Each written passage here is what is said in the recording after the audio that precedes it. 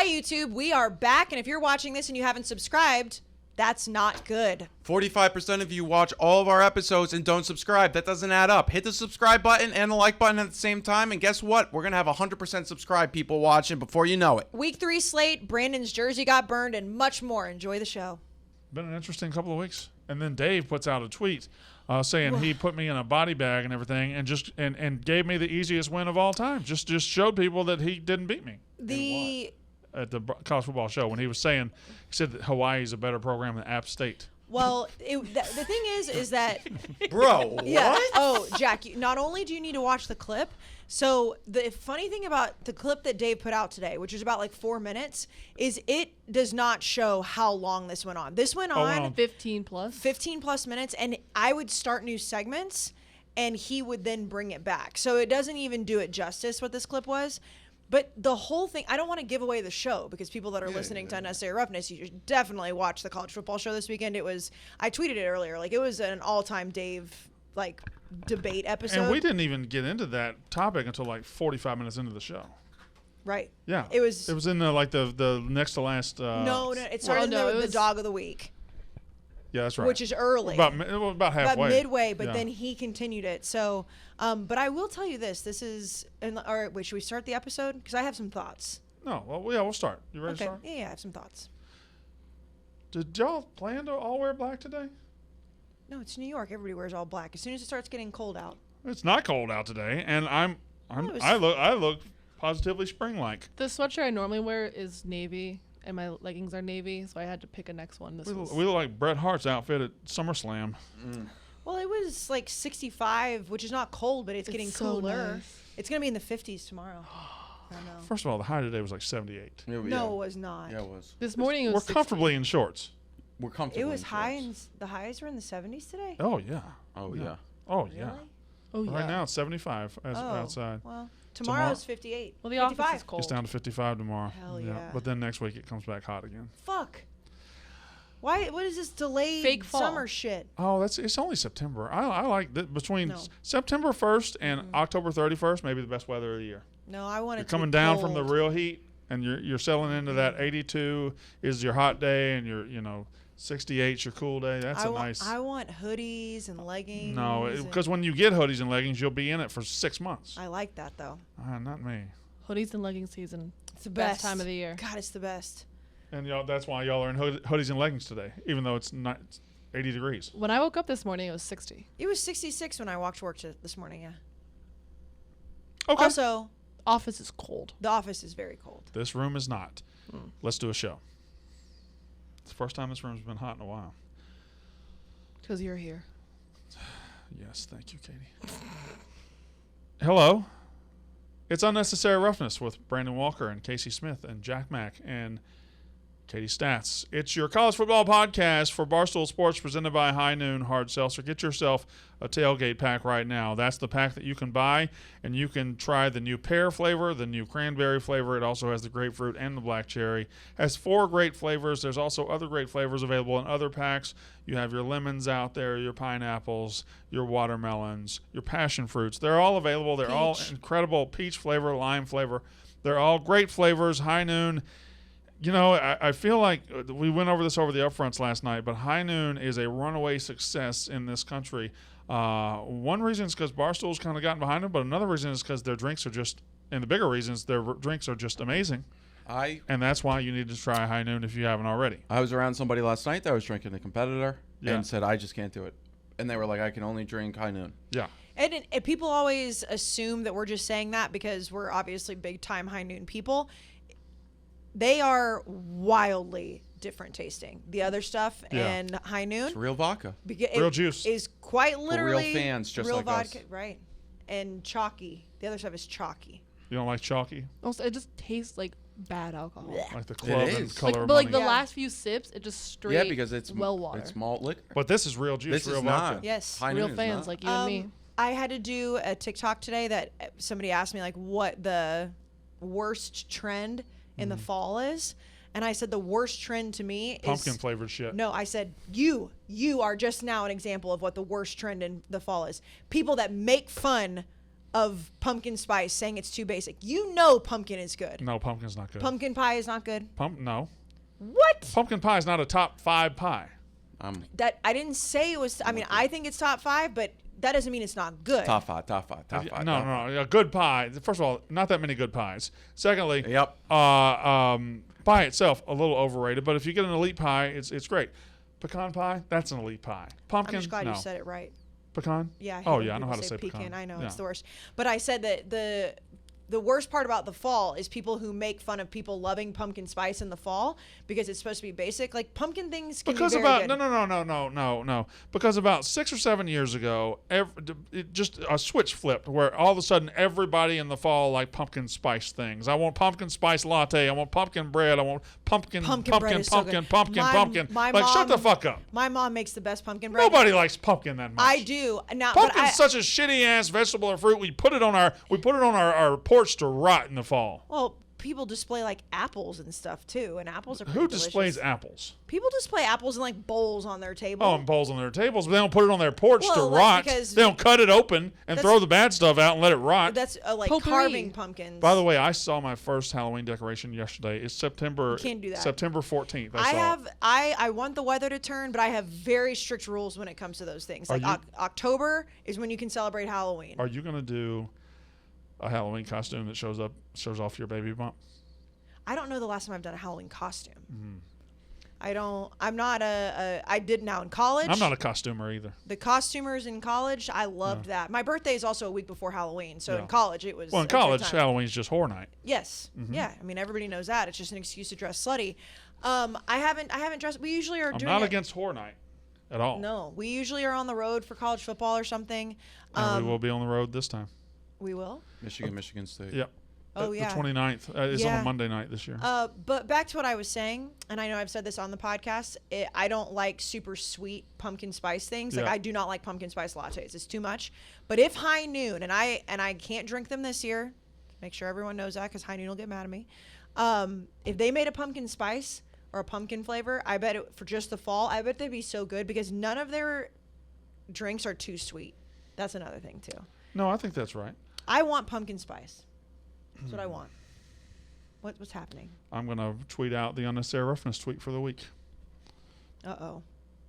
Wait, how are you going to do Thank that? you don't for. have the I password. appreciate you giving me your phone, Jack. Yeah, how do you have the password? Thank This you. is so weird. Thank you for your phone. I You just outed yourself. thank you for this phone. No, yes, of And course. No, I don't have the password. Yes, I've you never do. claimed to have the password. That- I do not have the He password. logged it in on your phone, That's so you accurate. have the access to it. That's Correct. the difference. Yes. I did get dangerously close to wanting to finally get it so that I could combat all of the A&M slander, but I decided to just let it ride. Hey, I made some decisions. I could have kept going with A&M slander. It was getting unlimited traction, but I drew a line. I could have talked about the cum bucket.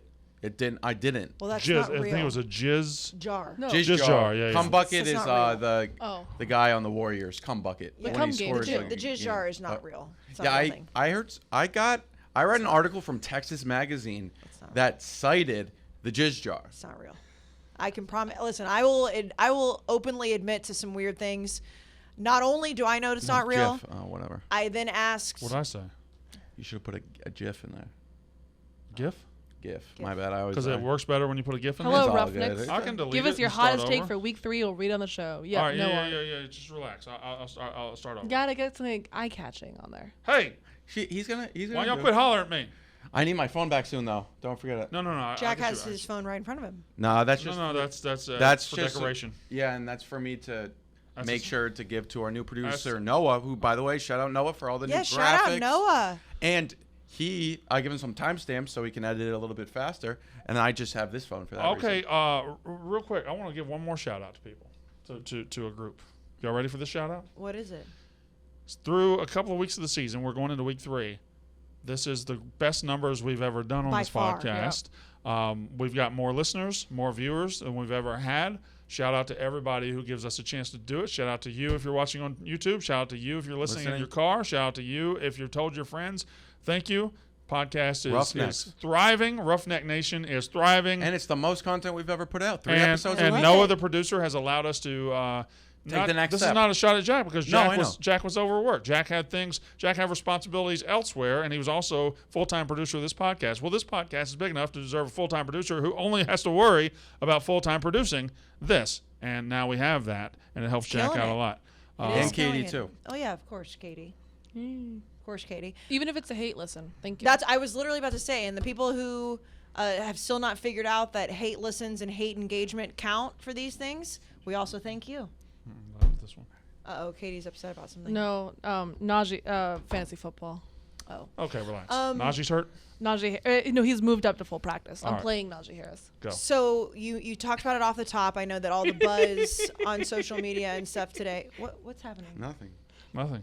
What's she laughing at? I don't Nothing. know. I don't She's know just what she was Najee laughing Harris at. moved. Was Najee practicing. Harris is playing. That's hilarious. Yeah, it is. Najee Harris. What was that laugh about? What is she laughing about? I don't know. Oh. What? She wanted me. She told me to put a GIF on the. What the fuck is wrong with you? What? It's awesome. Look You know at it. Yo, that's amazing. That guy gets pussy, right? You told me that. Lots, yeah, lots. Oh no, he can't. I Yep. promise they do. I promise. Whatever. This is a tradition. You guys are acting like you've No, never it's seen fine. Yell Leaders before. You dressed up as one like 3 years ago. And was so Against- miserable I pushed the guy. Against his will. Yeah. Well, yes, but I'm saying like everyone is now like, oh my God, look at these guys. What I was gonna say to you, and I tweeted it, and then I decided to take it. Well, I was going to tweet it, but here we are. You've had a lot of moments in your career here at Barstool Sports. You know, you guys talked about it on the rundown today, just like Francis being back, how you got hired. Each time you've climbed higher and higher. I think that you hit a new level of Barstool fame today. Oh. Because if people care enough about what you're saying to take time out of their day Yeah. to go burn something that has your name on it, film it, and then put it on the internet, you're doing something right. So that happened today at Big Rit 21, who I'm almost certain we've read his tweets on this show We have. before. Yeah. Oh yeah, Brad's a Casey- friend of the program. Casey follows him. Yeah. Yeah. Why? Huh? Because I think he's funny. So anyway, I think he like I love the crazy college football. He's a talk Michigan right now. fan. He's a Michigan fan who has followed me and us throughout the years, and he's always participated with this podcast. And today he says, my stance on BFW after his views on Michigan football, the schedule is stronger than the shirt, and he burned my shirt at the stake. The Brandon Walker college football shirt, he burned it with a blowtorch. And a lot of gasoline. A lot of gasoline, and there it goes, up in flames, flaming like it's an out and about shirt. So it is. This is. I feel like this is a compliment. So I don't want to bog down on this topic because I do think it probably might be boring to some people, but I don't there are think two so. there are two things here. Number one is I have a lot of times attempted to play the perfect wrestling heel at points in my Barstool career, and one of those was Saturday in Iowa. I was in my element. I was Yes. having fun. I was playing the bad guy, and it felt good. Michigan fans are treating me like a bad guy, like the heel, like I have invited something. And Jack put out a clip the other day from our show on Tuesday of me saying we should really talk about how shitty, how terrible Michigan's out-of-conference schedule is. They have UConn, Hawaii, Colorado State. That's a really, really bad schedule. And people should weigh that when they talk about how good Michigan is this year. All of that's what I said. That's the entirety of what I said. It's like a 10-second clip. I thought that's very innocent. That's very innocuous. It's one of the most viral clips in the history of this show. It's viral on every platform. Michigan fans have absolutely melted down over it. They can't take it. They can't handle it. The fact is, I have tried to get reactions like this before, and all I had to do was say a true fact about Michigan's cowardly non-conference schedule this year, which, again, Colorado State, Hawaii, and UConn. Now, doesn't mean Michigan's not a good team. They are. Doesn't mean they don't schedule at a very good clip every other year. They do. This is kind of out of the ordinary for them. This year and next year, they've got a bad OOC schedule, but usually they're playing. They play teams like Alabama. They play teams in the Pac-12. They play teams like Notre Dame. So this is out of character for them. But in the context of 2022 football season, Michigan has a really shitty non-conference schedule, and they lost their minds. They lost their minds, which tells you how, again, it goes back to I love crazy college football fans. I'm actually very jealous that you've now reached the point where people are burning your jerseys, because we like to make fun of that, like how ridiculous people must be and how passionate. Like, I would love, like, how much, like, for example, Arkansas fans hate me. If somebody sent a video of them, like, burning a shirt that had my name on it, that's a confidence booster, one. But two, and I said this on the college football show, you talk about context. The interesting thing about that clip, which is why social media is so great too, because it doesn't have to give context, it lives by itself. The reason that you brought it up was not because you were talking shit about Michigan. I said I would put Michigan at number 2 in the country right now, and then you discussed why you wouldn't necessarily put them there at this moment. No, I'd put them at like number 4. I think they're a great team. They're on the cusp of elite. They're right there. They got everything they need, but boy, that schedule, I got to weigh that against their first month of the season. Like, it's preseason. Like, it doesn't even matter. They're using it to determine who they're using it as practice. They're using it to determine who their quarterback is. In a vacuum, it looks like you just decided to talk shit about Michigan. But it was in the context of a conversation, and every comeback by a Michigan fan was saying, well, why don't you say this about Alabama? Well, Alabama just played at Texas the other day. Why don't you say this about Ohio State? Well, they just played Notre Dame last week. Like, everybody else has Power 5 teams on their schedule. This year, they were also like, you're acting like we don't schedule well every other year. We were talking about the 2022 college football season. If you want me to give you a referendum on your team for every year, the past 50 years, every show, that's going to be a long-ass show. That's going to be an unenjoyable show. And as always, and I was battling with people last night, my favorite is when people bring up where we went to school and say, we had people last night saying, like, well, if you discredit the what was the word? Did you see that? I know that you have my notifications on. It's the critic. The critic. It was. They called us a critic. The way that it was said was just like, well, if you prove that they're ignorant or prove that they're wrong, and I was like, he's talking about Michigan. It has nothing to do with Mississippi State.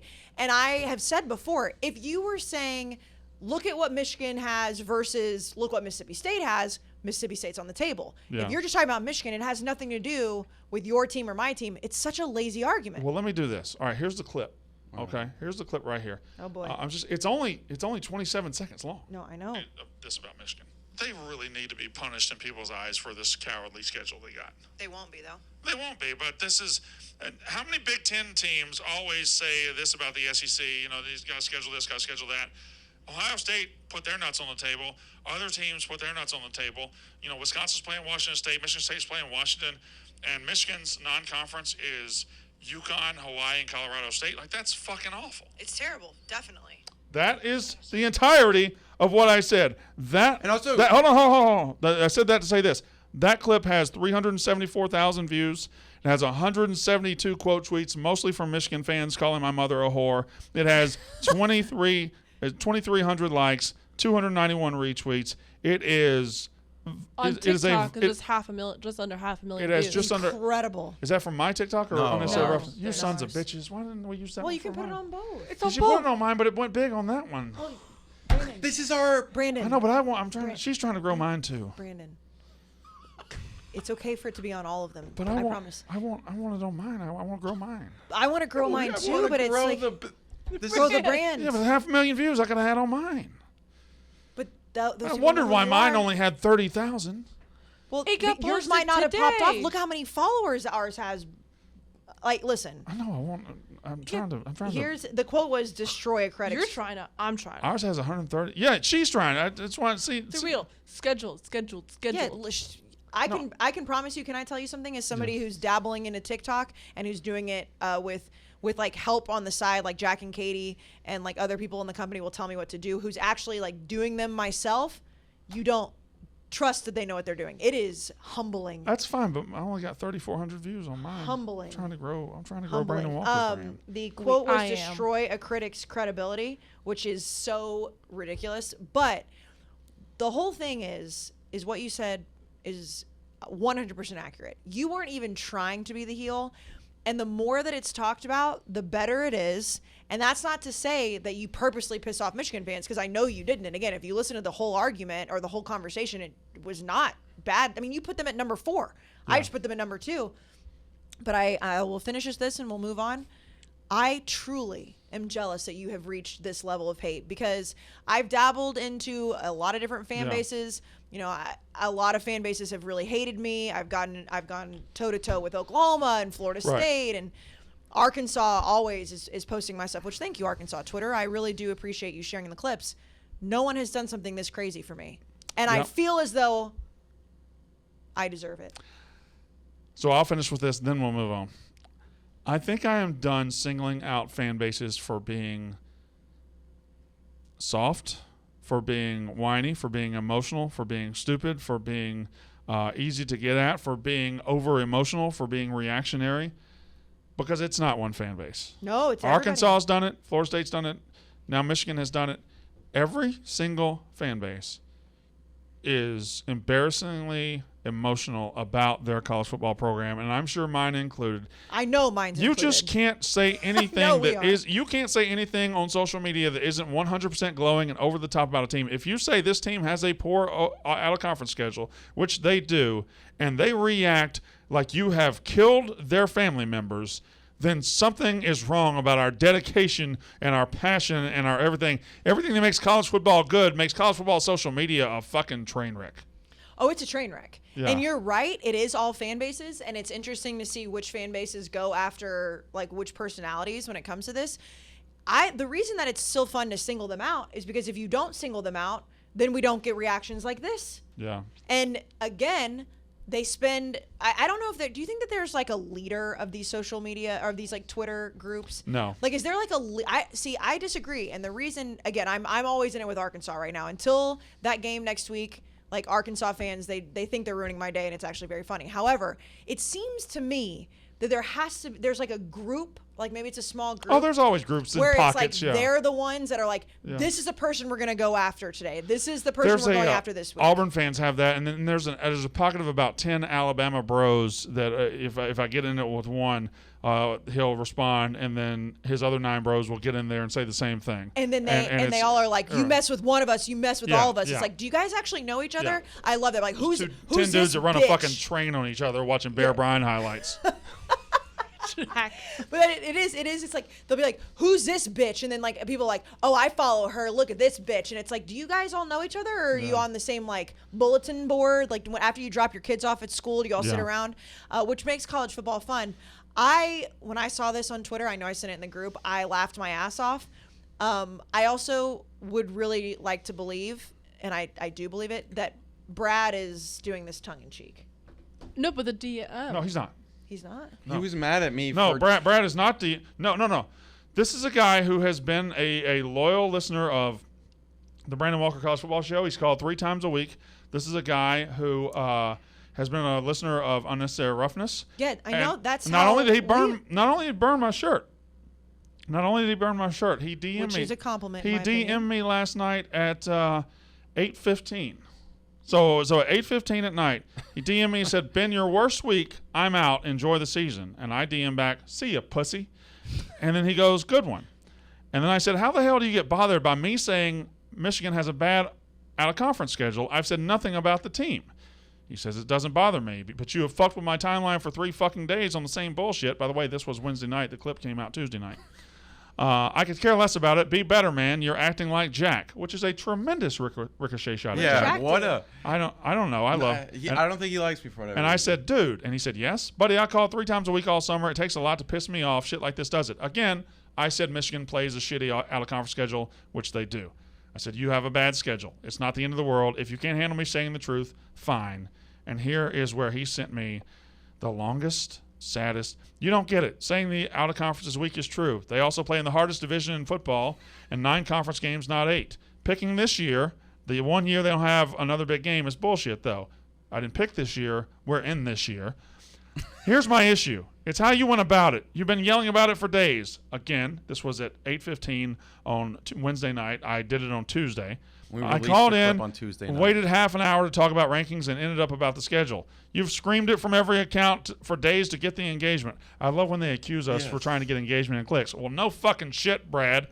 That's the best. And then Hold on. okay. There's so much more. Okay. Sometimes that works. Sometimes you lose fans. I was the #1 B. Walker fan, man, and I'm gone. Remember, I just said they had a bad out-of-conference schedule. I didn't say Michigan stinks. I didn't say Michigan is this. I think they're very good. Good coach. I like everything about them. I said they had a bad out-of-conference schedule. He goes, I was the number one B. Walker fan, and I'm gone. You know it's not about a take. We've disagreed about shit for a year, and there you go. By the way, I So bet it he's wasn't listening tongue-in-cheek. right now. I hope he's not. I don't want that fucking pussy listening to this show. I No, fuck him. Fuck him. Fuck him. Oh, I don't want him no. listening to the Brandon Walker College Football Show. I Brandon, understand. He's we- burning my shirt. He's saying, if I had went on a rant about Michigan, if I had done something unfactual about Michigan, I said Michigan Wolverines in 2022 have a weak out-of-conference schedule. That is the factiest fucking fact that ever facted. Okay? Sorry. If you can't handle facts, take your soft punk ass away from here, get on your fucking little punk ass speedboat in Michigan, and ride down the river and don't listen to radio. Listen to James fucking Taylor every weekend, you fucking bitch. That came from a place. Well, That's I just awesome. don't like this guy has been ride or die with me, ride or die, ride or die. That's And why he's it has he's to gonna be. bail out over me saying they have a soft non-conference schedule. Get mad at Harbaugh for scheduling the pussies, you pussy. You might be upset. I am upset. I will say I should have said that for the Brandon Walker show. no. You can do it again. Okay. You can do it again. All I personally like whenever people hate us, listen to us. There's so much to talk about other than this. no, This is bogging down too long. No, I'm just saying I welcome Brad to continue to listen. Brandon does not, but that's up to him. No, fuck him. His ears, his choice. Then I have big ears. Oh, his. His, yeah. I Okay. also have big ears. Also, as long as I've got Paige Browning in my life, I don't need these other hoes. See. Well, now you're going to be dabbling in Jack's beef. No, I Oh. don't have any beef with her. I thought She's you did. cool. Okay. Well, I just don't talk to her. Okay. Do you guys love games? I love games. Do you love going to games? I love going to games. Do you like going to concerts? It depends on the concert, but yes. Just say yes. Yes, I love going to concerts. Game Time can help you go to all of well, these of events. course I love going to We concerts. love game time. Game Time is created by fans for fans, and it is the perfect app to find the best last-minute tickets at the right price. If you're going last minute, you're saying, I got to get tickets, they're going to guarantee you a good price. That's what I'm saying. Not only the right price, Brandon, the guaranteed lowest price Yes. in the market, which is huge. Game Time is a huge friend of Barstool Sports. Everybody's been using them to go to baseball games, concerts, football games. They sponsor the college football show, so we get to send fans to whatever Game Time game of the week is. Tons of fans are using it all year round, and it's so easy to use. And it's amazing. If you haven't given Game Time a shot now, you don't know what you're missing. I get into it right now. You guys are going to love this app. I've been to Yankees games. She's been to concerts. She's been to basketball games, I believe. We've been to places, and it's, listen, we can't always plan ahead. Some days we're like trying to fight from behind and get a ticket, and they're the best app for it. And college football season, hey, Friday night, you don't know if you're going, wake up tomorrow, get you the best price That's ticket. the best thing. It's the last minute. Like you don't have to like plan this in advance. You could literally like right before the game, if you want to, go and look. Download the Game Time app, go to the account tab to create a login, redeem code ROUGH. Rough. For $20 off your first purchase. Again, if you've never done it, go ahead and create your account, code ROUGH for $20 off, and just find an event you want to go to, and I promise you they're going to have good tickets, and you're going to love it. And tweet a picture of you at the game Download, that you got the tickets from a game time read the for. last sentence. Download Game Time, last minute tickets, lowest price guaranteed, and like Jack said, post a photo. We'll repost Yeah, we'll it. retweet it. All right. We'll say, I'm about shout shy. out game time. So should we talk about college football? Let's. I like Okay. her TCU Horned Frogs this year, too. We got week 3 coming up, and I'm going to say it right now. There are teams in this country that people have buried because they lost an early season game that are about to wake up, rise from the dead, and become a little bit of what we thought they were going to become. One of them is this girl's team right here. Texas A&M's about to beat Miami. Texas A&M's about to get off the mat. They're about to win this game, and they're going to win it pretty comfortably. Another one is up in the Pacific Northwest. I think Oregon's about to beat BYU. And I think these burials, as soon as week 1 and week 2 happens, we go get the shovels, buddy. We get the shovels. We see a team lose. We start digging, throw them in there, and start pouring dirt on them. And that's not how football works. Football is a game of wins, losses, ups, downs, answers to challenges, and those two teams are the ones that stand out. This is bounce back Saturday for me. I don't hate it. I know we've talked about it all week. You've been giving me a pep talk. I do think that whether you're a team of Notre Dame, whether you're a team of Oregon, A&M, go down the list of people who've had embarrassing losses this season. If you are part of that fan base, it is hard to get up for the next week and be like, well, it's only week 2, especially if you were embarrassed. The interesting thing about the slate for me in week 3 is that, we pick the games to talk about, pick the top 5 games for the college football show, and they aren't really that interesting. They are some, definitely, which means that something crazy is going to happen. I think the results of these games will be more interesting than the pregame stories for these games. I agree. I think the results of these games will be eye-opening. I think there's also some teams out there that better be walking real carefully around the graveyard. They better be real careful. This is an interesting spot for a team like Texas. Texas is about to walk into this weekend with a backup quarterback coming off, and you can say whatever you want that they don't claim it. It's a moral victory last week. It's absolutely. Well, Sark said they didn't lose. It was a step forward for their program, and now they've got eyeballs on them, and they've got a UTSA team coming in that wants their head on a stake and that is capable of doing that. So Texas is in a weird spot. It's a weird spot Saturday. It is a weird spot. My thing with Texas is that I don't yes, Hudson Card is the backup quarterback, but he was not the backup quarterback last year. So it's not. But they also sucked last year. Yeah, they did only win 5 games. Correct. They sucked last year, and he had his job taken from him. He is the definition of a backup quarterback. He's a guy that they made the starter coming into a year ago. Somebody better beat him. Then he had another chance at it in the offseason. Somebody better beat him. He is as backup can get. I don't know. I know UTSA has been dangerous, and I know Big Ev has been, riding with them for his locks of the week or whatever. Maybe this is just because of that fact that I grew up in Texas. I cannot get behind the hype that UTSA might shock Texas this weekend. Okay, well, stop right there. I'm glad you said that. Oh. 7 days ago, could you get behind the hype that Texas was going to take Alabama to a 1-point game? The answer is no. No. Right. But. No, I don't think there's any but. There is a but. Crazy shit happens in this sport.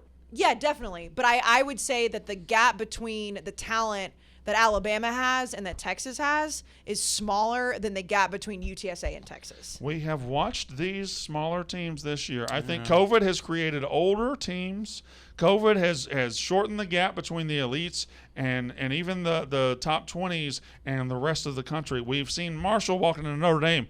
Theoretically, there's a gigantic talent gap, right? Definitely. Well, there sure wasn't on the field. There was not. Theoretically, there's a huge talent gap in App State and Texas A&M, and there wasn't on the field. So this talent gap that we like to pretend exists, I think has kind of been mitigated through COVID, through evolution of sport, of football, and through these teams hiring good coaches. And the thing with Notre Dame, and that's where the really interesting one is, because I was going to be like, well, we also haven't seen what A&M has done against Alabama yet. They could get blown out. We'll see. Notre Dame played Ohio State really closely. So you are right. So it's like if you want to play college football math, which I know is a dangerous thing to do, you talk about that. I can't look at, what's the line on this game right now? 12.5. 12.5. Like that to me seems absurdly low. I just want to get, if I can do one thing in college football, I want to get fans and pontificators and pundits out of bad habits. And our bad habit is to watch a team do something on Saturday and just assume it's happening again next Saturday. Definitely. If they lose, then I'm down on them. If they win, I'm up on them. And if they do what Texas did and they show a big step forward, well, that's who they are now. Maybe not. But it's also all we have to go off of. Yeah, but. So it's like, and UTSA's played 2 games this year. They played Houston, who is a very good football team. Yes. And they lost in triple overtime. Which was a fantastic game. Fantastic game. They played Army at Michie Stadium. Will I ever get that right? By the way, Cons. You know what? I've never said this on the show. Cons can kiss my ass. Oh. Fuck Cons. Cons. Oh, wow. After my thing about scheduling the other day in Michigan, Yeah. I saw him. he DM'd me and said, He did? next time I see you, I got to explain college football scheduling to you. And then today, he was like, he's tweeting about how I don't understand scheduling. Cons, Mansplaining? I understand scheduling. It can be made 8 years ago, 28 years ago, 38 years ago, 8 months ago. That schedule fucking sucks. That's not an excuse. Everybody else Everybody in the country schedules Drink some 5 water. years ago. Drink some water. Time. Everybody in the country schedules 5 years ago, but everybody else in the country somehow figured out how to have a competent schedule. So don't give me that bullshit, Cons. You don't know more about college football than me, okay? You just don't. Now, Go ahead, you Jack. see how we haven't gotten into news yet, but speaking of scheduling and how, like, oh, you do it so far in advance and then stuff like this happens, Oklahoma or Georgia and Tennessee got told to take away Oklahoma on their out-of-conference schedule for obvious reasons because they're coming to the SEC, I think, next year. yeah. And then right away, within an hour, Oklahoma filled their spot with SMU I just don't think it's for the 2023. it's not the algebraic equation we make it out to be. And college basketball teams do it, and I know it's a little bit different. BYU and Coastal scheduled in a I week know. a couple of years ago. And I think this idea, and I get it that they do it in advance, but I think if and this would be an off-season show, but if we were college football commissioners, first thing I'm putting in is you have to schedule year of. Or maybe at least 2 years. I would say 2 years. This whole, like, when in the argument about, not to bring it back to the Michigan argument, but, Dave mentioned that they're scheduling Notre Dame in like 2032. I was like, the fact that we even know, and I know But every that's time one it comes game. up. That's not a good excuse. That's one game. Well, no, I'm not saying it's a good excuse. I'm saying I hate every single time it's like, oh, we're scheduling a home and home, and it's 10 years away. Like, why is that a thing? Because in 10 years, you're not going to remember the conversation that you had in 2022. I feel like, and first of all, I don't. Why is Cons caring that much about what you say about Michigan? I That's don't know. It confusing was to me. weird. Because Michigan schedules Army sometimes. That's why. And But so not he this took year. it. I know, It's but he just took weird. it offensively. But the thing, going back to this weekend's slate, you are right. There is a wake up call coming and on both sides, by the way, good and bad. I just am sitting here. Maybe on Saturday night, I will take this back. I just have a hard time putting UTSA Texas on there, but I would not be surprised. Boy, you better put them on there. I'm telling you right there. That's a circle. That's you a night circle game, that right? game. Yeah. Circle that game because we might be talking about this game Saturday Well, and night. we'll be watching it because we'll be streaming. I'm not worried about that. I'm talking about when we sit down to record a podcast, it might be one of the first things we need to talk about. Well, the reason I say that it's important for me to be watching it is because I would be, if I wasn't watching it, which I mean, we're going to be watching all the games, but if it wasn't in front of my face with you guys sitting in the room, I wouldn't have the initial reaction that I think I'm going to. But this slate as a whole, I mean, you have two ranked matchups, right? So it's BYU and Oregon, A&M and Miami, and I don't even think those are the two most interesting games. I mean, Well- yes, they're ranked on ranked, but No, Texas A&M Miami is the most interesting game of the weekend without a doubt in my mind. I just don't think A&M should be 24th. I think A&M. should I be think top. I think BYU Oregon's also remarkably Really interesting. I think Nebraska But- Oklahoma is incredibly interesting. Listen, yeah, of course it is, and Penn State Auburn's Penn State, remarkable. It's again because Auburn doesn't look that good, because Nebraska doesn't look that good, because A&M lost last week. A lot of these games have taken a little bit of luster, but I'm telling you, I think at the end of this Saturday, we're going to know so much more about college football. We're going to know so much more about these teams. This is about to be an eye-opening weekend. This is going to be a big weekend. Let's So get into if- This some is going to be a games big then. Yeah, weekend, and let's we're get going to into get some into it. Yeah. So if you like Jack wants us to move forward, she's right because we are. We're 37 minutes yeah. in. We haven't really talked about a game. If you could pick one game that you have to watch, which one would it be?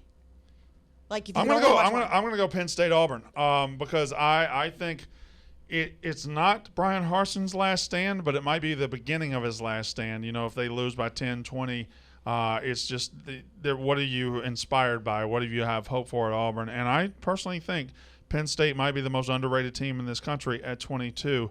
I think they're a lot better than that. I think Clifford's a decent quarterback. I think they've got great athletes around him. They have a very good road win at Purdue already. And this is a chance for them to say, hey, you can talk about Michigan and Ohio State all you want in the Big Ten East, but we're also here. We're in this mix. And I think Penn State is a team that I am watching now. They come out, Auburn beats them, or they beat them 20-17.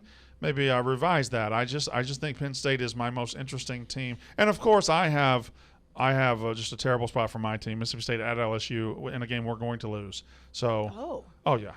It's just a bad spot. Let's get into Penn State Auburn. The biggest storyline is Brian Harsin, but this is a massive game for Sean Clifford. I was about to say, and one of he's the the biggest storyline thing to that me. you said our last episode that I thought was most interesting was Sean Clifford's playing great but he has to play great because Right. there's someone behind him for the first time in a while. The last few years there was Taquan Robertson who ended up transferring to UConn, but he wasn't very good. He came in that Iowa game, he wasn't very good. So now he really has a real guy behind him. He's a freshman, but that's all Penn State fans can talk about. Sean Clifford is the aging star baseball player who can still hit a little bit, or he can hit. He's fine. He's a good guy, and you like him.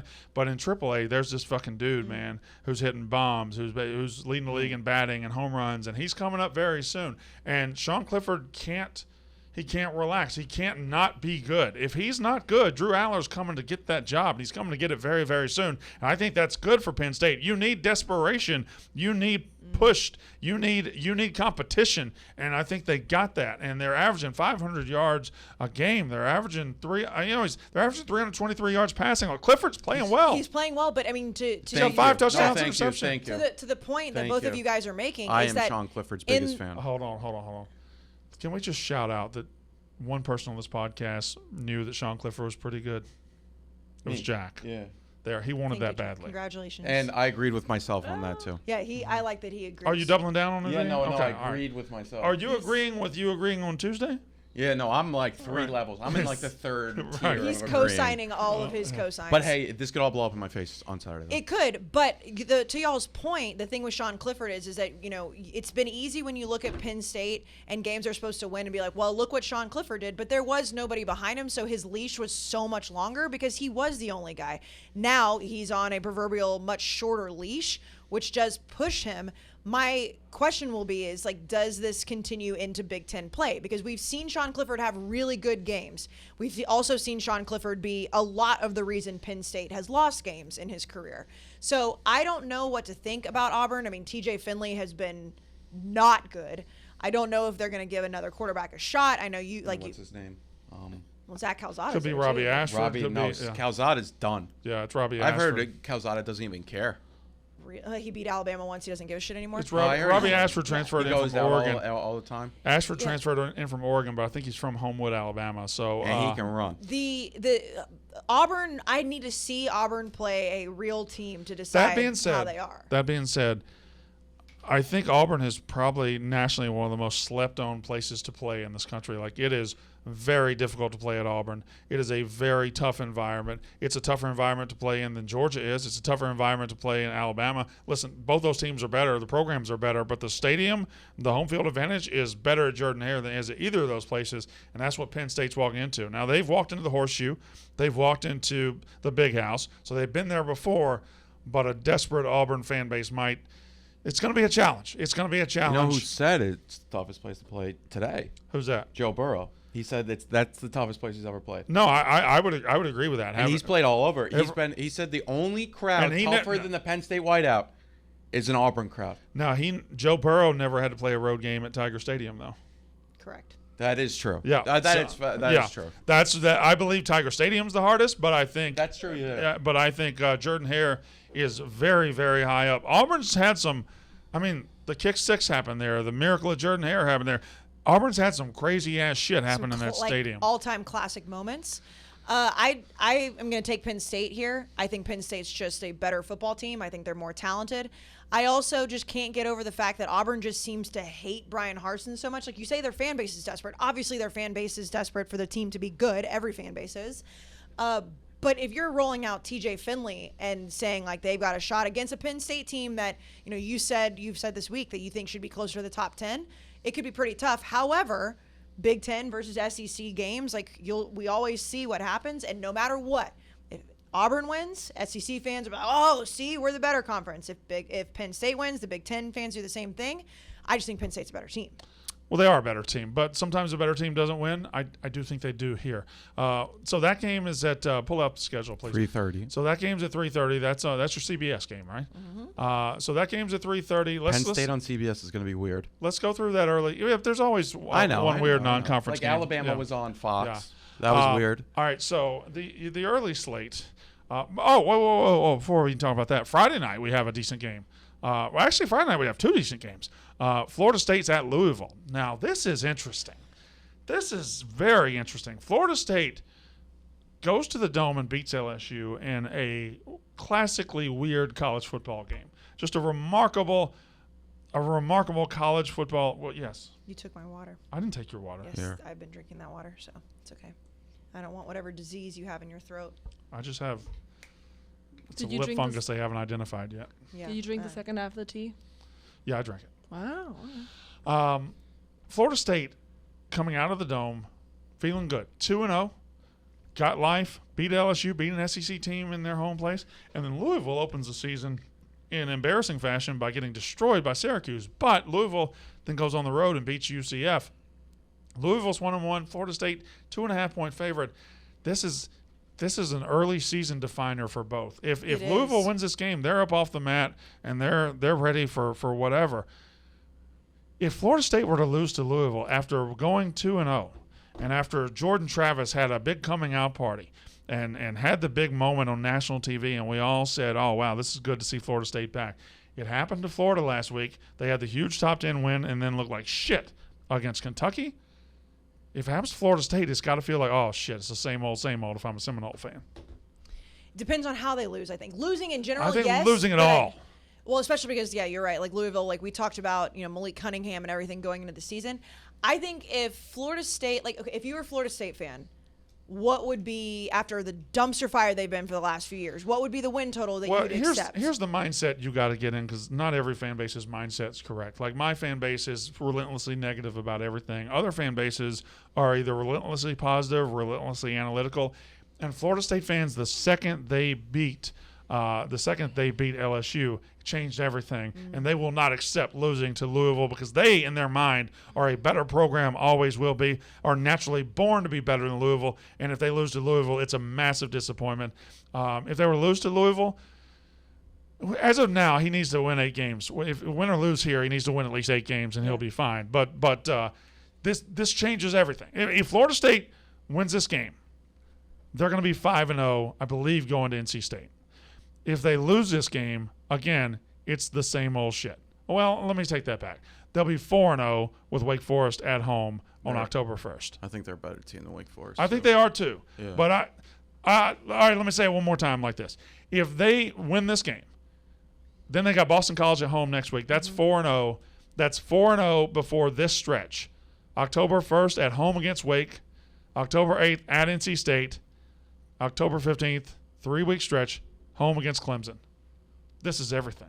It's everything. And there's a big difference in being 3-0 and 2-1. Well, and the rankings will obviously change, but just to look at it and just go, like you mentioned, in October, you start with the 19th best team in the country, the 16th best team in the country, the 5th best team in the country, and then you have Georgia Tech, and then you go to Miami to start November. So you're right. I think, and you mentioned, you said Florida State thinks they're inherently a better program than Louisville. They are. No, they are, but that's not what. Of course they are, but Florida State fans believe it's an insult to think they could possibly lose to Louisville. And anytime they lose to Louisville, it's a sign of things that are just wrong. Now, in reality, the last 5 years, Florida State's not a better program than Louisville. I mean, since Lamar. Yeah. I mean, you remember Lamar literally ran through them. Over the last 30, and as far as ceiling, Florida State has a better ceiling, Yeah. and is a better brand, and is a better all that. But over the last 5 years, Louisville's just as good a program as Florida State. Louisville's had a Heisman Trophy winner. Yeah. I know Florida State has too, but I mean, Florida State's also won a national title in the last decade. Yeah. Right. So, I mean, that ain't got nothing to do with this. Well, but I'm saying, like, in the last 5 years, like, I think that if I'm You're taking it the wrong way. It's obvious that Florida State fans are right when they say we have a better program than Louisville. But it's insulting to say they could lose. Florida State fans believe they should never lose to Louisville, and that is incorrect. Especially because, I mean, they're only 2.5-point favorites on the road. Like, this is a tough spot for them. And Louisville turned it around last week. We'll see. I'm excited for this being a Friday night game. Do you like or dislike, if you're a Florida State fan or a Louisville fan, do you like or dislike this game being on a Friday night? I think you like it. It's until your you chance lose. to be national TV. Yeah. Everyone's going to be watching. Not everyone, but you'll have a massive audience for this. By the way, weirdest schedule in the country so far is Florida State. Yeah, I know. So strange. Week 0 Duquesne. at Duquesne, then play on a Sunday, Now on Friday. take a week off early in the season, now play on a Friday. And I think they have a Thursday game later in the season, probably. Yeah. Haven't played like a normal Saturday. I think that if I was one of these teams' fans, I would love that it's on a Friday. You are the talk of the town, which not that neither one of these programs like need national TV per se, but you are. If you lose in this spot, you absolutely fucking hate that it was on Friday night because then everybody's talking about it. Let's go through UNC Virginia Tech last year. Let's go through the 5 biggest games real quick because we kind of got off on a side by going in order. I just want to make sure we talked about Penn State already. Yes. Well, let's talk about Texas A&M Miami. And I don't want to bog down on it because then people will accuse you of only wanting to talk Texas A&M. But they are in the biggest game of the week, one of them. A&M, number 24, coming off the embarrassing loss. Miami coming in to play, at College Station. After just kicking the shit At out of 8 o'clock Central Time. 100,000 desperate fans. Jimbo will be desperate. I think this is a gigantic A&M spot. I think A&M wins this game comfortably. Miami is a good football team, and I think they're going to go 10-2. That's what I predicted them. I still believe that. This is one of the two. I think A&M is going to win. I would obviously never pick against them anyways because they're my team, but I do believe it. The bigger storyline for me is, we'll see how good Miami looks with their first true test because they played Bethune-Cookman and Southern Miss. And yeah. So Southern Miss. But Tyler Van Dyke against an SEC defense, albeit the SEC defense didn't look that great last week. That'll be interesting. The bigger thing, and I'm not only saying this because I'm an Aggie fan, it's what the quarterback situation for A&M is going to look like because it just cannot be what it has been. I'm going to tell you what it's going to look like. I'm going to tell you what it's going to look like. If he's going to start, that's fine. How long's the leash? It's short. He'll play you two. Say that. It he'll play 2 series. He'll play fine. That was before Jimbo went through a whole week being told he's over the hill, his offense is terrible, everything's bad, everybody's going to transfer. You get that on your plate, changes everything. He's going to come out. Haynes King will play 2 series. If he's good, stays in. If he's not, here comes Max Johnson. Did you see? And I think it'll be a light switch. Our friend Peter Burns, who by the way I love. Did you see what he tweeted today? Like the stats about Haynes King, how bad it was. This is why. Like I understand that you say like on paper, sure, but if you look at how bad he was and Jimbo still didn't do anything.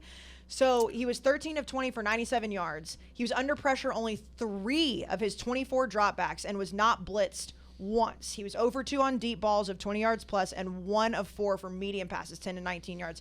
He ran for 4 times for 27 yards and fumbled twice. That's not just like, he kind of played bad. That's what the fuck were you thinking? And there were some balls. There was one specifically, I think, to a wide receiver over the middle when they were down 17-14 that he missed so badly that I was like, what? Right. So but here's the thing. That's why. Here's the thing. Everything you said is true. He was bad. He was awful. Probably should have been Has he ever been good? Okay. But is Jimbo Fisher an idiot? Is Jimbo Fisher a bad coach? The answer to both is a resounding no. And he's not going to walk out there and watch this guy suck for 4 quarters again. So he's either going to be decent or he's going to – the thing I think got Jimbo last week is that it felt like it was one of those where he was trying to gut out a tough game. He was trying to win a tough game. He was trying to keep his plan in place. Well, now that plan's out the window. It's gone. It's forever shot. This is a must-win. Jimbo is about to figure it out, and you'll have the right quarterback when it matters. And for Miami, they are without their leading wide receiver. They already their wide receiver core. Now they got good running backs. Their quarterback's very good. Defense is solid, but their wide receiver group already doesn't really scare you. They don't have any dudes there, and their best dude just got hurt. Is now out. So Xavier So if you can't stretch the field, if you can't make an SEC team, if you can't make a team as talented as A&M respect the pass or fearful of the pass, it's hard to beat them, especially on the road. Everything lines up. Everything lines up. Everything lines up A&M.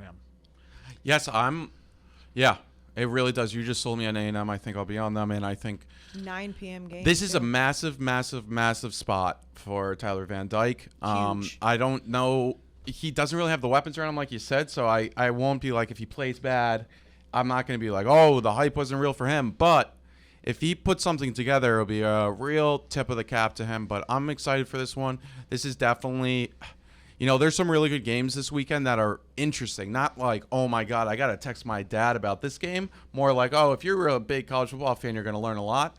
This is probably the biggest game, and I'm excited for it. It is, and again, I know that it is one of the biggest games of the week, and some people are saying the biggest. I think that I guess I just have what I'm not supposed to say on this podcast, Jack. You have battered Aggie syndrome. Oh, you could say that. And also, by the way, people in the comments are like, "Oh, why are you guys talking about Texas A&M?" They were the biggest story in college football last week, and they're like, "Why are you talking about Nebraska? Nobody cares about them." Those were the two biggest stories. People ask about. Speaking of, just because we talk about teams that have to do with people on this podcast or that work at Barstool does not mean we're only doing it because of that. Read a fucking book. you want to talk about a spot being obvious for a team?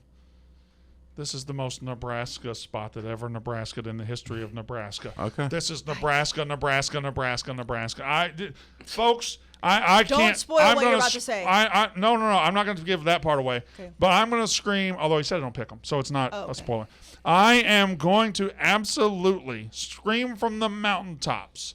This is a close game on Saturday, and Nebraska's in this game till the end. They might win it. They might not. I lean towards them possibly winning it. But You're there now? oh, I'm there. I've been there. Look at this spot. Look at everything around this team. We're already seeing it happen immediately. You've got Nebraska media, Nebraska players, Nebraska coaches. You got stories coming out how Scott Frost was just the biggest idiot in the world. He was showing up late. Drunk. He was letting his personal life get in the way of his coaching. He was his coaches were going to the AD saying, "Hey, please help us." His players were saying these things. It looks like the biggest addition by subtraction of all time. Number 2, Nebraska is not an untalented team. They're not. They are a talented team. Something was holding them back. Number 3, Mickey Joseph. I am stealing this from Big Cat. He said it on Pick'em. He might say it later. He says it on the college football Mickey show. Joseph Yeah. played quarterback He did do that. at Nebraska Yes. in 1990 or 91. He was hit about 10 yards out of bounds. His leg was broken. His career was ended by the Oklahoma Sooners. They ended his entire football career. And it wasn't just And like I will a save the other mishit. part. It I will was not say the off other part. Yeah, field. don't say the other part. He rushed to the right sideline.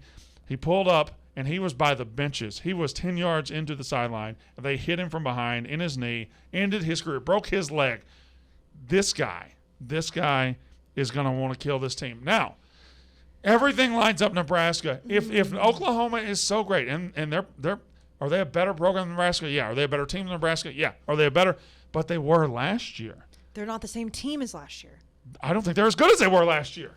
They're not the same team. Yeah, because they had Caleb Williams, Spencer Rattler last year. I don't think Dylan Gabriel's as good as Caleb Williams. Here's the thing. Last year, Nebraska went to Illinois in week 0 and lost in embarrassing fashion. A couple weeks later, they almost beat Oklahoma in Oklahoma, at Oklahoma. Now, 90,000 people, Mickey Joseph, interim coach. Can't you just see it? Can't you close your eyes and you see the sea of red? It's beautiful. It doesn't make sense, does it? It doesn't make sense, and it is. I love the emotion behind it, and again, I know we keep saying this, but like, there's way more to even that story that Dan tells. So make sure you tune in on Saturday, because if you are even remotely being, what's happening? I'm going to use his mic. Nebraska wins a football game. Can I ask when you came about that conclusion? 2 seconds Right ago. before I grabbed his mic. Okay, Nebraska's just But gonna outright win. I was very comfortable. Oh, first of all, I also said that in the offseason.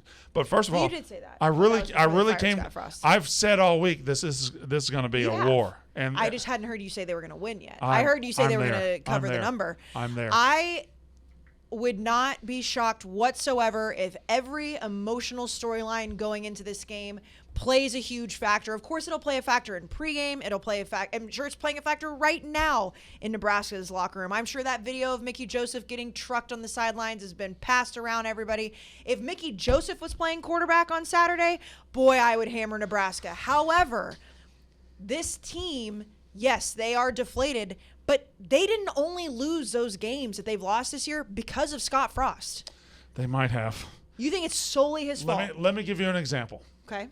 Their offensive coordinator's name is Mark Whipple. Yes. Okay, Mark Whipple comes from Pitt, where he last year helped lead an 11-win season, helped get a guy as a first-round draft pick, helped get a guy the Blitnikoff Award, did everything. Now he's at Nebraska. His first game at Nebraska, they moved the ball. They scored a lot of points. Scored 28, 31 points, 28 points. They did very well, and in his head coach made sure they lost the game by onside kicking and making a lot of stupid decisions.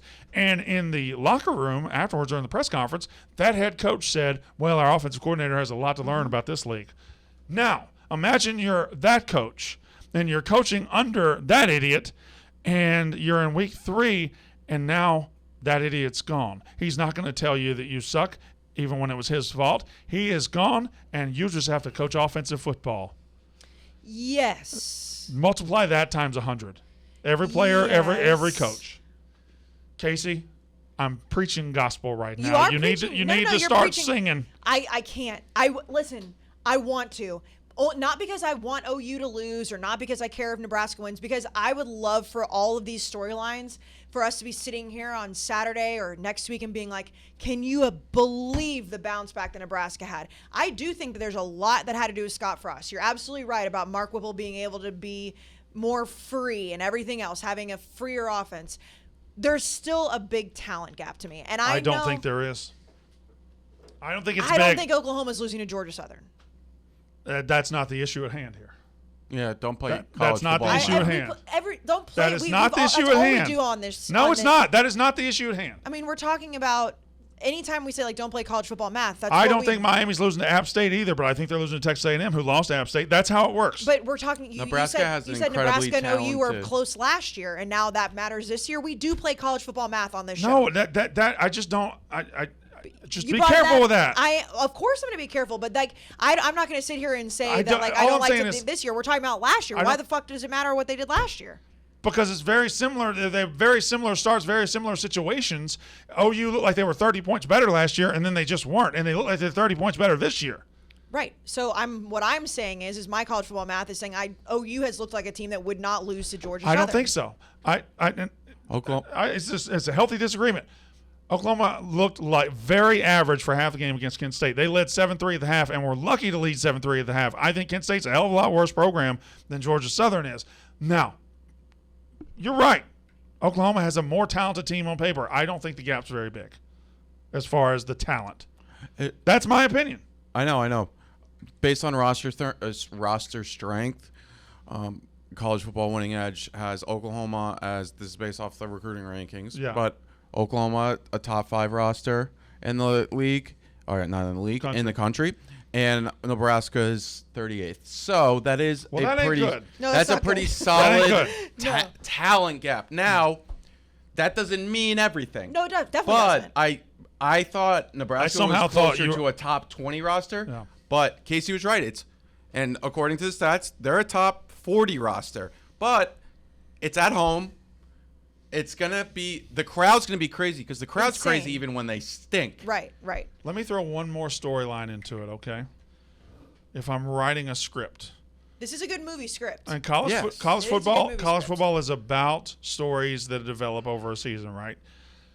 Mickey Joseph is the first black coach in the history of Nebraska, not their football program, Yes. the history of their school. Athletics, yes. Can you not see a world where this black coach gets a chance that no other coach has ever gotten in Nebraska, and they go out and play inspired football? How old is Mickey Joseph? Well, he played in 1990-91, so I'm going to say if he was 20 years old then he's 50. You know what? As you said that, you know what I was picturing? Yeah. Like one of the all-time Denzel Washington type speeches if they ever were to make a movie about this team.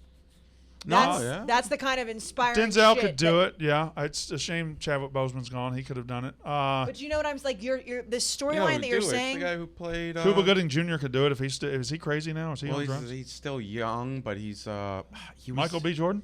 Not Michael B. He's Jordan. too Who was the young. guy who played? Yeah, he's too I think young. he was in Friday Night Lights. Now he's in the show? Marvel universe. Yeah, Michael that guy. He's Yeah, black. He's got an African name, right? And he's played in. Chokwe. Is it? No, it's Are you talking about the show Friday Night Lights? Yes, I Michael think B. Jordan. No. no. I thought you were talking about the movie. Anyway, it doesn't I'll matter. figure out his name. Yeah. But that's Ali? that's Is what it I'm Ali? picturing. No, you know what he was in? I think he was in We Are Marshall. He was one of the players in We Right, Are Marshall. but he was not. Not Don Cheadle. No. No, just relax. Katie's zooming in What- on Don what's- Cheadle. what- Is what- very funny. I don't know.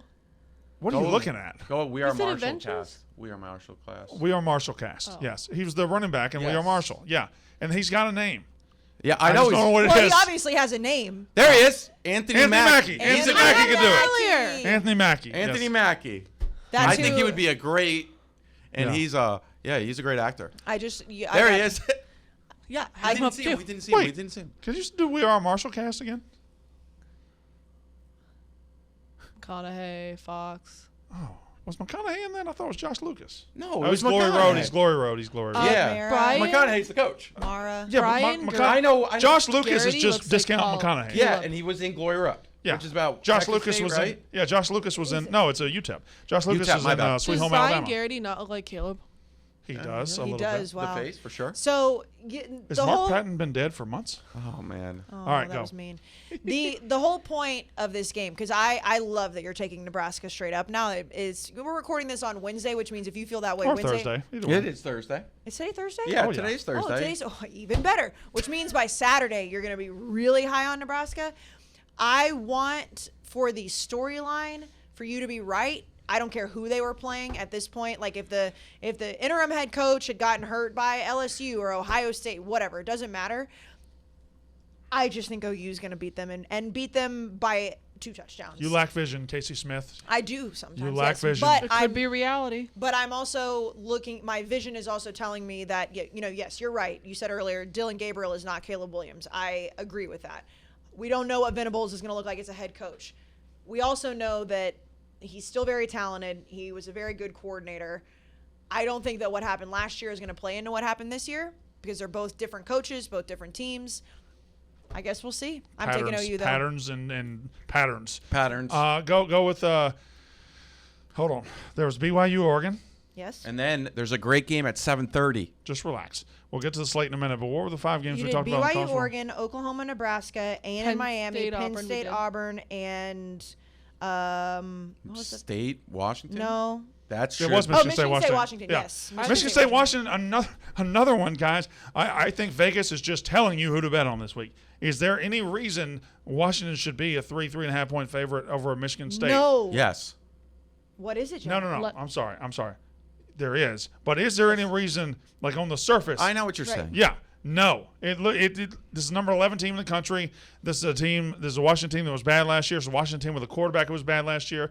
But I tell you what, Penix is somebody to keep an eye on. 700 yards, 6 touchdowns, 1 interception so far.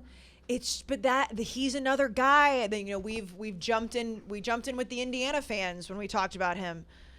I just can't get behind that. Michael Penix might be good. You lack vision.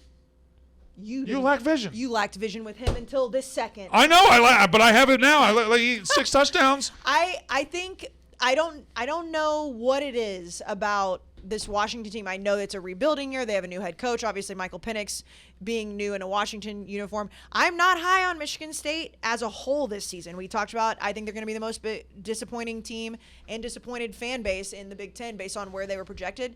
This is another game where I look at what Peyton Thorne brings to the table. I look at what Michael He's Penix brings been to the table. Not good. No, but Michael Penix is not good. But he's been good. He's been good. Like Peyton Thorne's played- played Western Michigan He's and been good Akron. against who? Well, Michael Penix at least is putting up numbers against bad teams. Peyton Thorne's throwing for 4 touchdowns and 3 interceptions. That's not good. I mean, they won their 3. first I'm gonna, 3 games. can I 3 say? interceptions. Oh, 3 interceptions. And so my thing is Washington, we are in a mindset about Washington because of last year. We're going to look back on some of the worst coaches and worst hires ever. Jimmy Lake's going to be up there.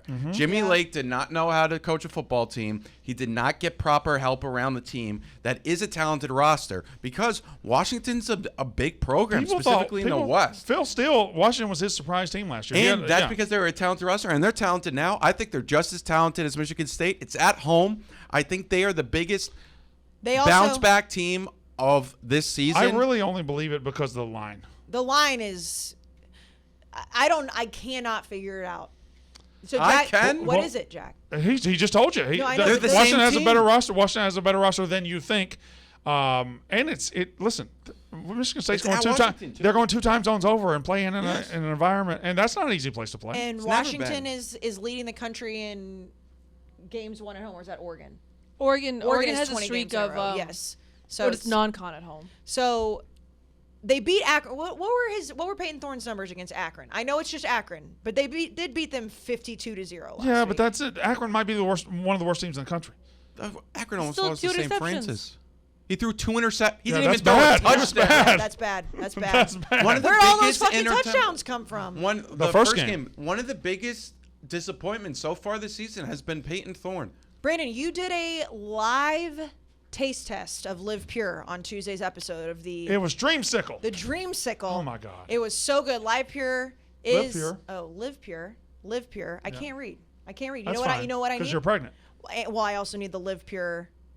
The recovery. energy, yes. I need the recovery. So they are a health and wellness brand who believes in nutrition without any of the BS. We don't need any of the BS. Like we mentioned, they have a recovery, an energy, a hydrate. They have the whey protein, which was cookies and cream that you also love. I dehydrate very easily. Hydration is very important to me. And It sometimes is. I can't do it with just water. Like I go to a game in the sun, and if I just do just water, I'm going to get dehydrated. I'm going to get sick. But this is something that you go above and beyond for hydration. Put it in your water. It's going to be great. Well, they have amino acids, they have less sugar, less sodium, vegan, gluten-free, and it actually tastes good, unlike a lot of the nutrition products in the market, which is true. So people are like, oh, I need nutrition, but it tastes bad. Not this product whatsoever. They also have vegan protein, which is big. So if you are a vegan, they have got your back. Staying hydrated is incredibly important. And also, these little packets are awesome. You can put them in your pocket, your purse, your fanny pack, whatever you're taking, and it's super clean. And once again, super they have a Dreamsicle flavor. the best flavors. They have a Dreamsicle flavor. They have a They also have blue raspberry, lemonade. They have tons of them. I'd eat Dreamsicle out of a shoe. Yep. You would? Yes. You could pour this in a shoe and drink it, and then you'd be energized and ready Yeah, to go. chewy. Yeah, I'd be able to restore myself. Go to www.livepure.com. That's LIVPUR. No E's. www.livepure.com. Use code ROUGH25. For 25% off your entire order. I want you guys to go and get the Dreamsicle flavor. Yes. Because Brandon loves the Dreamsicle. I love the Dreamsicle. Casey and Katie love the love Dreamsicle. the One more, Dreamsicle. one The more. Dreamsicle is going to be the unnecessary roughness flavor. By the way, cookies and cream, also incredible flavor. Yes. They got that too. Most premium and essential ingredients. Rough 25 for 25% off your first order. All right, now let's move on. One BYU Oregon. Another weird line. Yet another, where I think it's bounce back Saturday. We buried A&M. We buried other teams. I think Oregon, they looked god-awful against Georgia. This is a tremendous bounce-back spot here. They scored 70 last week or whatever it was. Would you be saying this if the line was not that? Oh, I think these lines are absolutely educating you onto where you need to lean. I think this week is one of those. Now, if I'm wrong, I'm going to lose a significant amount of money this week. I really am.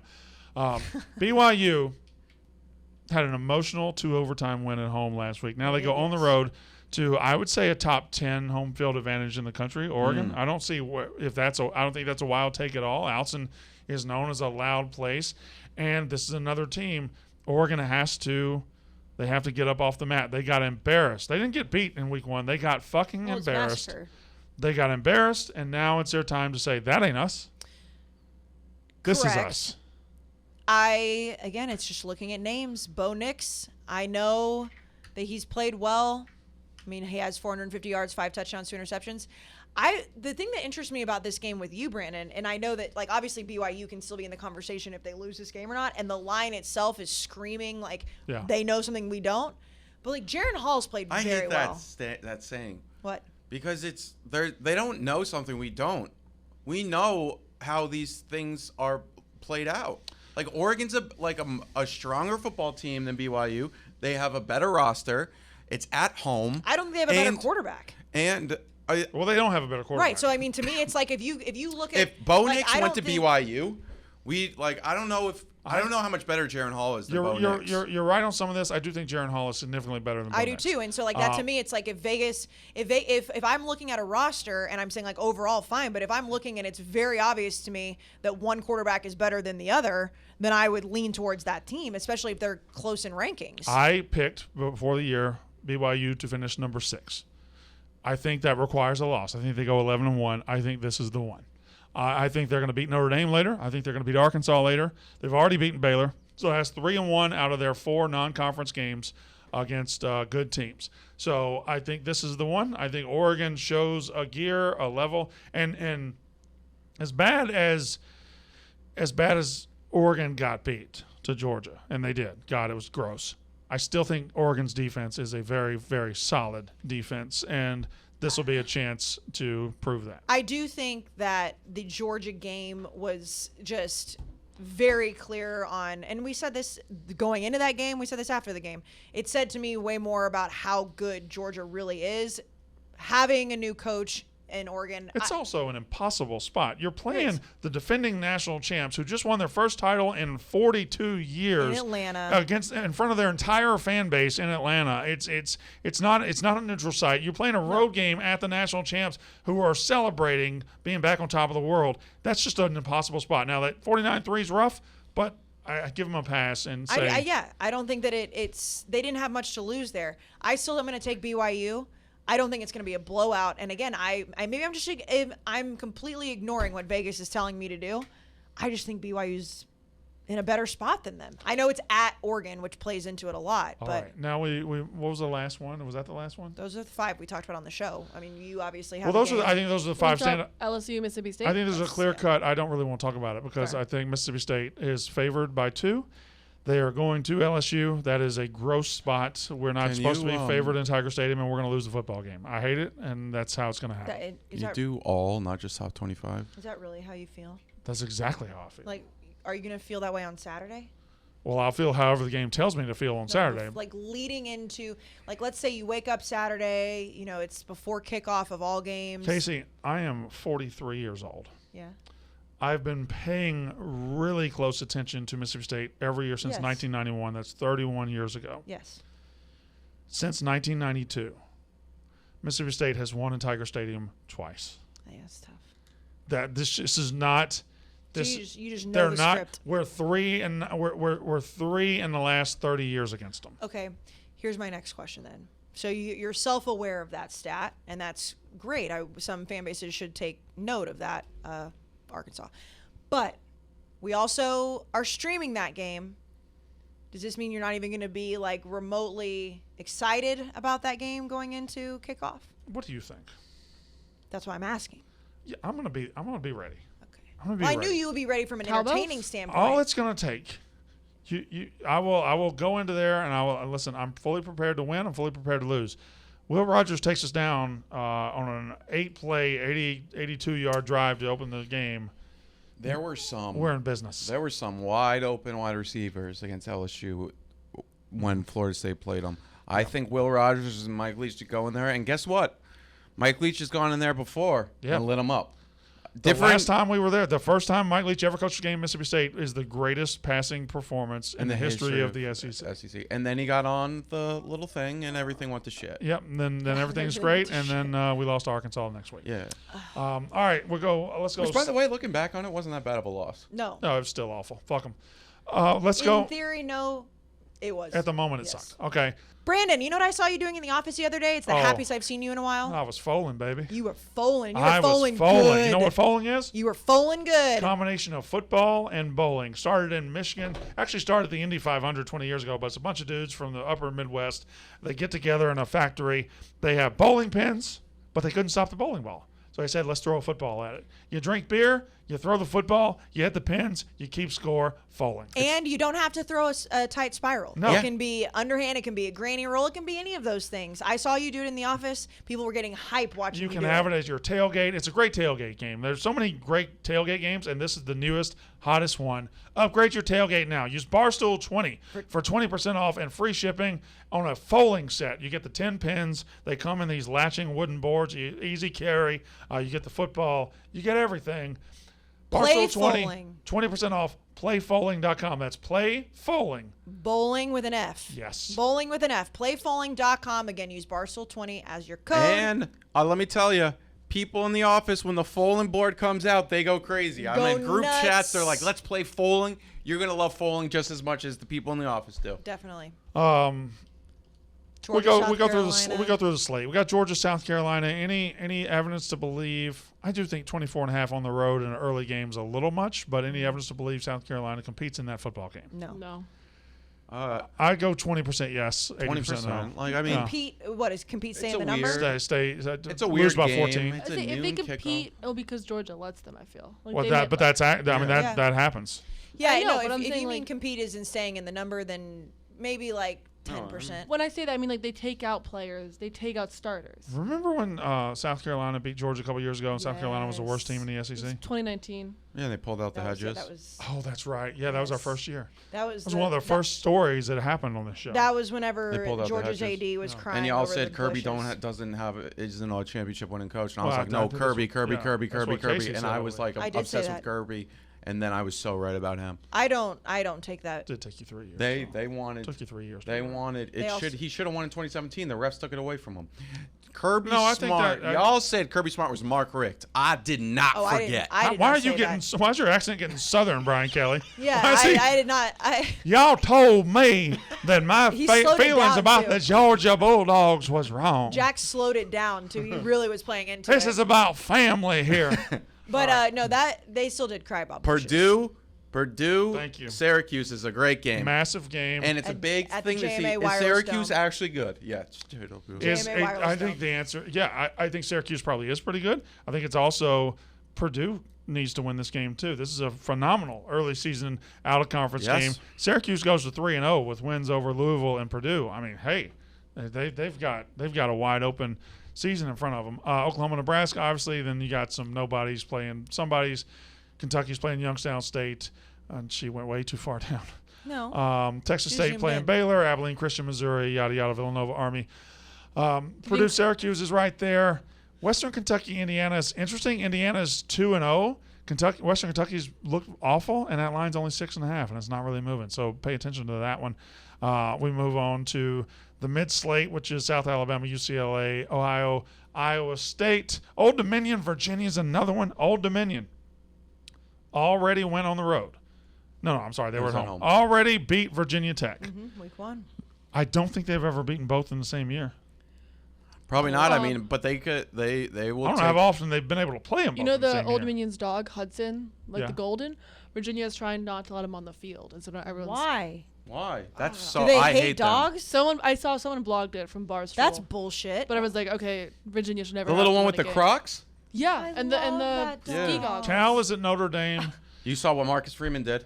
He's now a Roman Catholic. So I was gonna tweet it out, but I decided not to. But he should have Marcus Freeman saved. switched to Roman Yeah, Catholicism. yeah. What was he before? I don't know, but it's probably a rule if you're a That's Notre Dame head that's a coach. strong move going into a game. I'm Just saying- switch to- Manti Te'o's coming for that game too. and I'm just saying, Marcus Freeman should have kept that in his back pocket for when he really Yes. needed it. Yes. Just been like, I might think really he had need a it bad now. season. Then this offseason been like, I don't know, He Jack. found- I think he he might found really need God. it now. yeah. Yeah. I think he might really need it now. And Manti will be there. So we've already talked about You got- BYU, Oregon. Ole Miss is at Georgia Georgia Tech. That's one to watch. I think they'll handle them easy. But if they don't, That's my lock of the week. Colorado Mine at too, but I said it Minnesota. first at least. Troy at App I've still State on in pickles. a pretty big Sun Belt game earlier this year. UL Monroe's at Alabama, which they'll probably win again because they did in 2007. That's how it works. Yeah. Yep. Well, Liberty's at Wake Forest. well, Wake Forest, by the way, rumors of their demise in the offseason because of that issue, greatly exaggerated because he's just back and throwing already, so he's good to go. Anything you thought about Wake Forest in May but changed your mind about because Sam Hartman had his issue, throw that away. Kansas, Houston. Do you have some takes on that earlier? I did. Kansas is +9 at Houston, and Kansas just went on the road. They're 2-0. They just went on the road and beat West Virginia. I kind of like. Oh, I think I like Houston, and I like go against it because Houston is going to score and score and score and score. Houston's been in 2 overtime games already. I'm gonna stay away, but it's an interesting game. If Kansas wins this game, boy, he has turned things around in a I'm hurry. falling into the Kansas trap. Oh, I'm falling in. It might not be a trap. It might not be a trap. I'm falling in Might just head be- first, I think. Might just be a beautiful room full of pillows and feathers And with Lance Leipold just sitting at the. with nice candles around. We Yeah. hear. Did you see the clip from Pick'em's when Dave was like, "Oh, we like what Les Miles is doing in Yeah. Kansas." And Dan's so He said that seriously? yeah. you didn't see that? Dan's so expert at dealing with Dave. Like Dave says, I just love what Les Miles is doing at Kansas, and Big Cat doesn't even check up. He says he's not there anymore. Somebody else. Like 2 years. But Dave Yes, the second season. probably And then likes as like what Lance Leipold's doing. He's like, oh, I like it even more now. But you can't, you can't hit Dave with a pitch, and Dave is immediately like, well, whoever it is doing good. Yeah. Yeah. Oh yeah. Mississippi State's at LSU at 6. Liberty. Oh, sorry. We were yeah. So go down. Texas Tech, NC State. That one's interesting. I don't use this word often. Uh-oh. Oh no. I think it's hammer time for NC State. Hammer time. Hammer time. Not on the bet. I'm talking about in the game. NC Oh. State, although take what you will from this information I'm going to tell you, not information but opinion. NC State embarrassed themselves against East Carolina, played a tomato can last week, was fine. Texas Tech they beat Houston in overtime last week. Now they go on the road. This is a put your nuts on the table game for NC State. Everything you told us we were this offseason, guess what? We are that. I think NC State beats them by 2 or 3 touchdowns very comfortably. Backup quarterback for Texas Tech. Not a bad backup quarterback, but a backup quarterback He could indeed. be the starter even when Shook comes back. Yeah. So I like NC State. What's the line on that game? It's right like 10, 9.5, so if you take that information you just said, it could also be hammer time 9.5. for the line. 10. It could be. Yeah, I think NC State's going to win by 3 touchdowns. Michigan State, Washington, we If talked you do about. anything, please do it responsibly. Yes, responsibly. I didn't say hammer the bet. I said hammer. I know. Hammer No, time for well, NC when State. you said hammer time, we all. Yeah. Yeah, All we right. So all, Louisiana that's Tech on at this. Clemson, UTSA at Texas, 8 p.m. On the Longhorn Network. Circle it, folks. SMU Maryland's a big game for That's- both Yeah, it is. programs. Supposed to be a shootout. It's going to be a shootout, and Talia. it's only a 4-point spread. San Diego State, Utah. San Diego State beat them last year, but I don't think they're nearly as good this year. I think Fresno State, USC. You want to talk about circle it? Yep. And this is, whew, That line's what, 12.5? Jake Hayner. Jake Hayner, Won't huge be, moment for he won't him. be scared of shit. Nope. This is not a team that won't be scared of shit. They had such a tough loss I think last this week. might be a bigger test for USC than Stanford was. No, Yes. in fact, I'm sure of It it. is. Absolutely is. I'm sure of it. This is if USC beats this team by 4 touchdowns, look out, because Fresno State's USC's offense is just so damn good. But you are right about, obviously Stanford was a conference game. But Jake Hayner's not going to be scared, so it's going to test USC's defense. How much money I got to give you to watch Duquesne, Hawaii from bell to bell? This is Hawaii's shot to win a game. Well, here's the thing: is that Jack probably will watch it because we'll be recording, and then he has to export it. And he all has that to watch shit. something while he's working. Yeah. Yeah.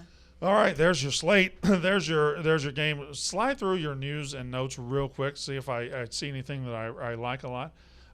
Go. The national championship. That's Thank fine. God. That's fine. I love that. I love that They move. moved it from 8:20 to 7:30. The national championship game on That's an January old 9th. people thing to be Nah, excited just about. so they can put in more commercials. They'll do it after every first down. And a bigger halftime yeah, show. a bigger Yeah. halftime show. So guess what? Doesn't You're matter. still going to be Katie. up until 12:30. Katie, your news, was that it?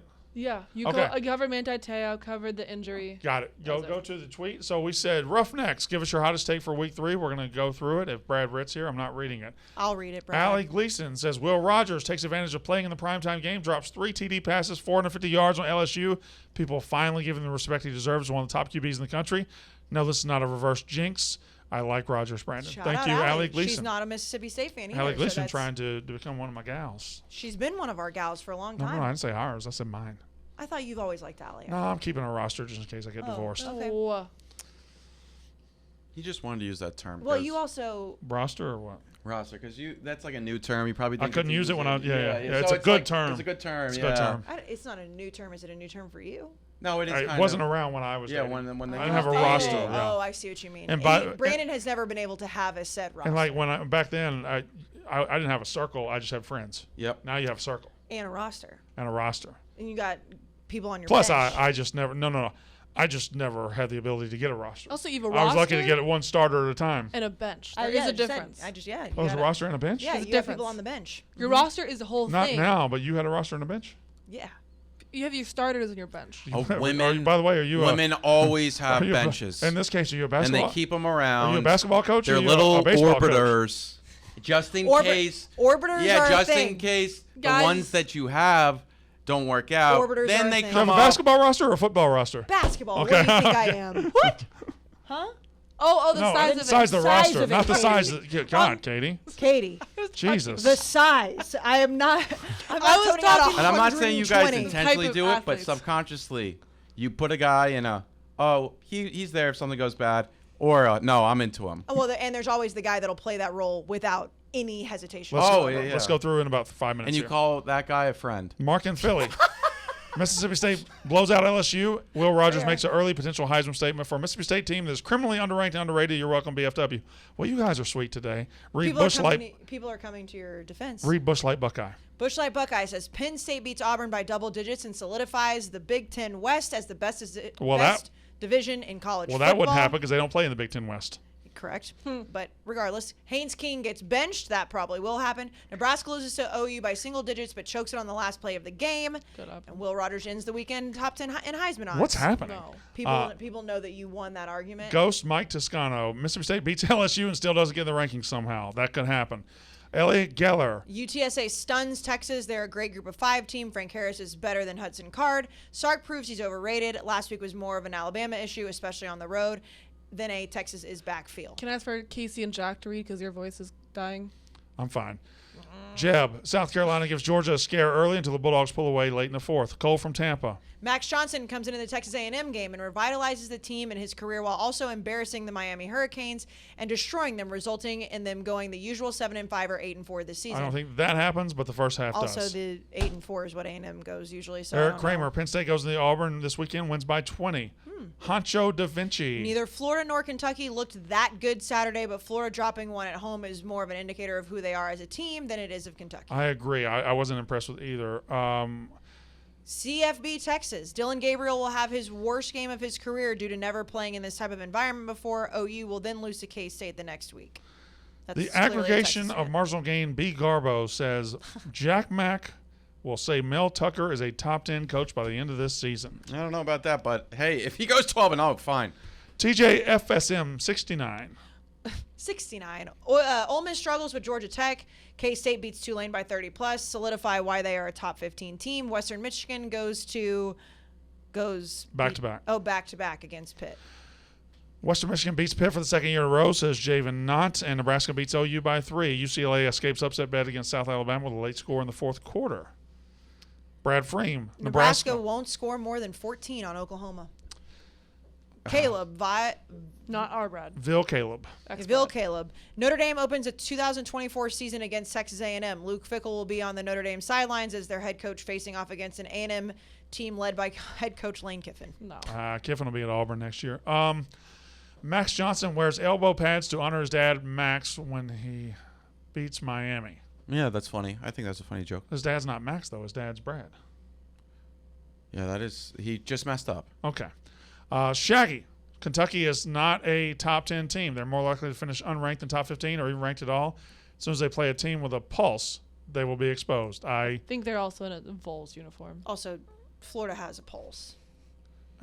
They had a pulse going into that they game. They have a pulse, but I don't think they're playing a game with a pulse. Is I agree. Crazy I don't think Kentucky before. should be a top 10 team right now. Buckeye Nation. Mississippi State walks into Death Valley and beats the LSU Tigers by double digits. By the way, you guys talk about Mississippi State a hell of a lot more than I do. Well, that's because that's the only thing that they're combating. Reedy with. and Nichols. Mississippi State beats LSU in Death Valley by 10 points, gets into the top 25 and stays there for a significant amount of time. Keep going down. Darren, if McCarthy elevates the Michigan offense even 15%, they'll be Big Ten champs again. I mean, they're going to elevate 15% just based on having better skill players, and I mean, they're going to be better 15% anyway. Barstool Fresno, Iowa will score a touchdown. Oh, shocking. Let's see. Nebraska beats Oklahoma 38-35 this weekend, says M. Vandrel. And that should be about it. Voice is about shot. I need 30 minutes of rest before my next show. Y'all good? I do have to pee very badly. We so will I'm come happy to that you did that. one more time. I want to say our numbers are bigger than they've ever been. This is our biggest season ever. Thanks to the hard work of that one over there, this one here, and of course this one here, and of course me. Yeah. And Noah, the producer Noah. Thank you guys for watching. Thank you guys for watching. Make sure you subscribe. Also, we will be streaming at the Gambling House this weekend, so tune in for that. Me against Megan making money. She will be here, College football show on Saturday College morning. football show, 10 a.m. It is an all-timer. You saw a clip of it, but we'd like to congratulate Brandon on his win against Dave. Is the tip of the iceberg. That's unnecessary roughness.